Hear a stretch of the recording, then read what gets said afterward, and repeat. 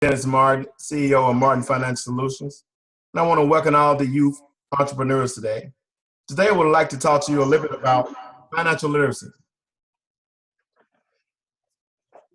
A study conducted by New Jersey Business and Industry Association, Steve Wilson, that only about 53% of students said their school teaches them about money and banking, and only 43% said their school offered them classes on how to start and run a business.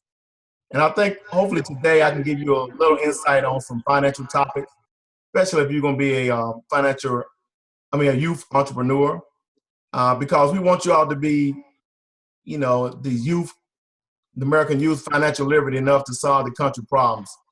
And when you're looking at the economics and job outlook, we definitely need you to learn about finance. The big question is, do you know how money works? And to be a successful entrepreneur, I think one of the most important things you can know is know how cash flows.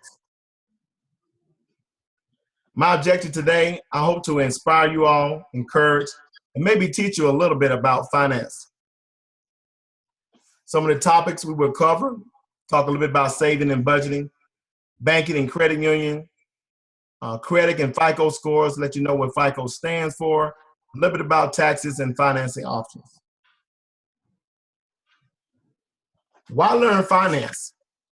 Well, there's a lot of variety, a lot of reasons why we should learn finance. But the biggest one that I like is for financial independence.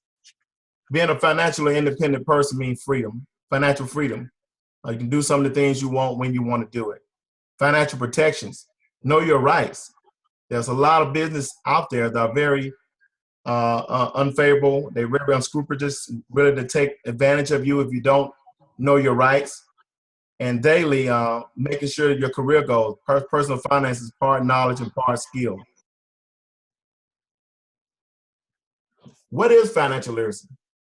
Financial literacy is the ability to use knowledge and skill to manage financial resources effectively for a lifetime of financial well-being. And when I say lifetime, this is not a one-time thing. As I stated earlier, businesses are working day and night trying to get your money. And if you don't understand how it's worked, they'll be very successful in doing that. So this is a lifetime of learning about finance, how money works. Things change daily, and it's a very important topic. Banking. We'll talk to you a little bit about banking, about a bank and a credit union and how they work and the difference between the two. I guess one of the things is most of the time you will need some type of financial institution to help you along with your business. The two that comes to mind in most people are bank and a credit union. A bank is a financial institution that got licensed to receive deposit. Credit union, on the other hand, is a not-for-profit organization that exists to serve their members. And I say not-for-profit because credit union do make profit, but it's just return those services back to their members. One thing that a bank does is commercial and retail bank and investment bank. Credit union operates to promote the well-being of their members. We'll talk a little bit more about the two differences. I think there's a need for both, but you definitely need to understand what's the difference between a bank and a credit union. The biggest difference is credit unions serve a specific group. That group could be teachers, a community, a military credit union. Banks are open to the public. So you do have to be a member of a particular group to be a part of a credit union. But when you're part of a credit union, you are a shareholder of that credit union. You get to vote on an annual meeting. You are able to become one of their board members or directors to volunteer. On the other hand, a bank, they normally charge a little bit more fees, higher fees. And the reason is that because the board of directors are stakeholders, which means they usually get paid. I'm currently a member of a credit union and I volunteer. If I was on that same job on a bank, I would probably be getting paid a nice sum of money to be a board of director and be part of a stakeholder. Both are insured. Banks are insured by the Federal Deposit Insurance Corporation, and the credit unions are insured by NCUA, the National Credit Union Association. So two different types of financial institutions you should become familiar with. The next thing is credit. How credit works and how it can improve your credit score. I know some of you all may not really truly understand it in detail, I just want to give you a little bit about how it works. Credit is your ability to borrow money.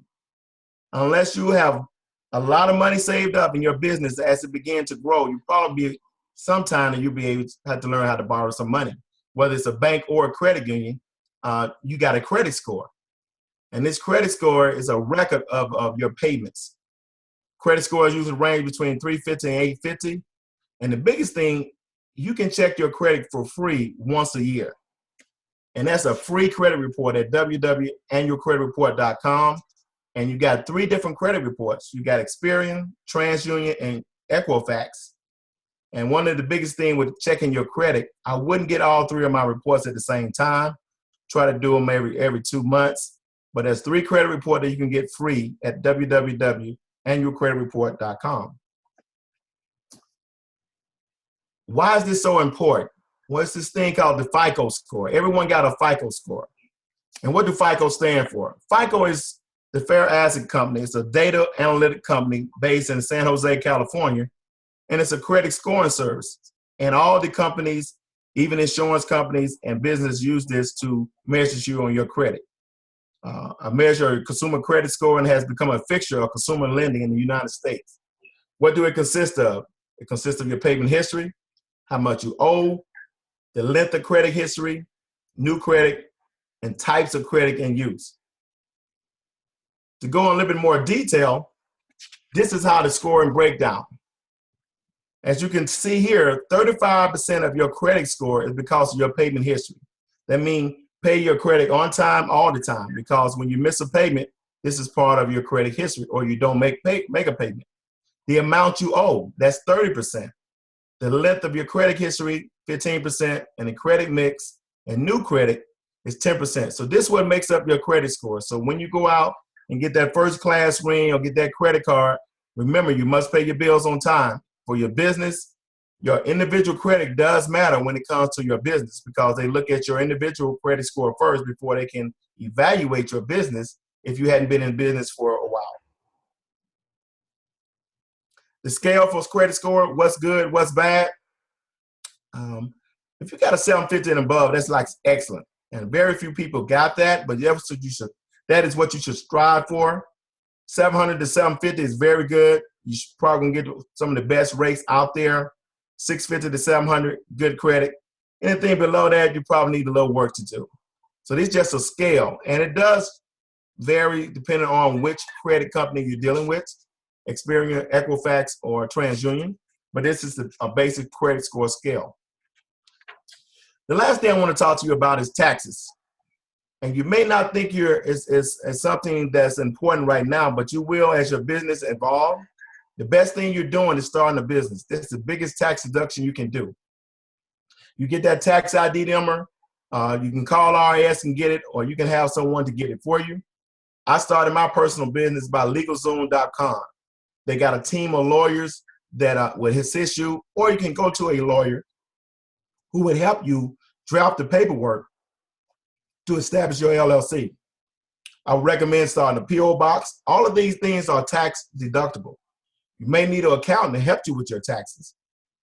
Think about if you're an individual entrepreneur, you can have your own retirement account, a self-IRA, individual retirement account, similar to a 401k if you're working for someone. And the biggest thing I think people need to understand when they run on a business is tax credit versus tax deduction. A lot of people get them mixed up. A tax deduction is something that reduces how much taxable income you claim, and a tax credit is something that directly reduces how much tax you owe. Last thing I'll talk to you about today is some options for financing your business. Traditional lenders, we just talked about banks and credit unions. Those are traditional lenders. Government lenders, the Small Business Administration, SBA, I would definitely recommend you look them up online, see what programs they have. They can help you with financing some of your business items. Depending if you got something that help the government or help the public, you may can get financing from the government. You got venture capitalists, you got angel investors, and the ones we probably come to first, family and friends. All of these are financial options, something to learn, something that you could help to get your business started. Financial freedom is the quest I know I'm always looking forward to. It's available to those who learn about it and work for it. These are just a few things that I decided that I think would maybe nice for you to know about financial literacy. You got any questions? Thank you.